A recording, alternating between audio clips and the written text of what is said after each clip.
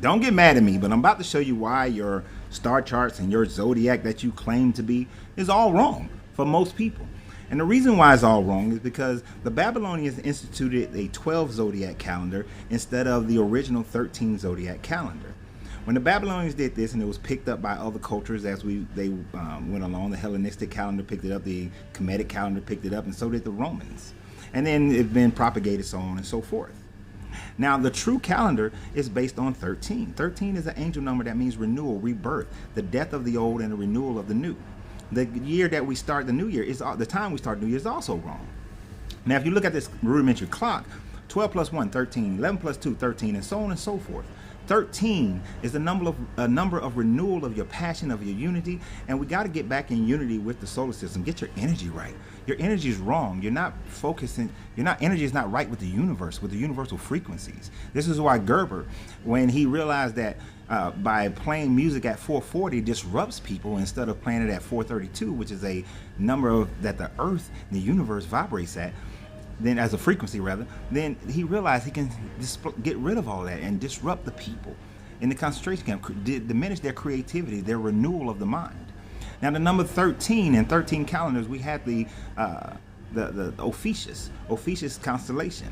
The Ophiuchus constellation is a man holding a snake. What does the snake represent? The snake represents, in the sense a man is holding, the renewal of man, the renewal of who you are, the renewal of wisdom. The Aztecs and the Mayans had their 13 Bantu calendar. And at the end of the 13th Bantu, which was 2012, so supposedly, that was not a destructive thing. It was represented by a snake. And that meant that the time renewed itself, not that everything was going to be destroyed, but the death of the old year, the 13th calendar year, but over a larger astrological time, but a renewal. So our calendar should be 13 months with 28 days and one null day. What is that null day?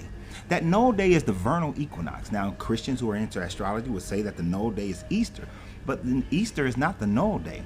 The null day is the vernal equinox. This is when the sun begins to outlast, the day outlasts the night, and then you have renewal.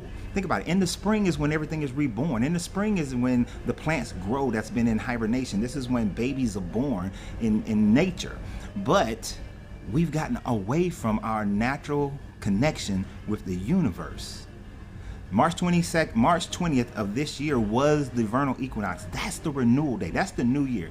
Just because Julius Caesar started his calendar on January 1st, it's not the new year. That's the only reason January 1st is the new year. The new year is when the vernal equinox. And get back into the right frequency with the earth and the universe. That's what we need to do.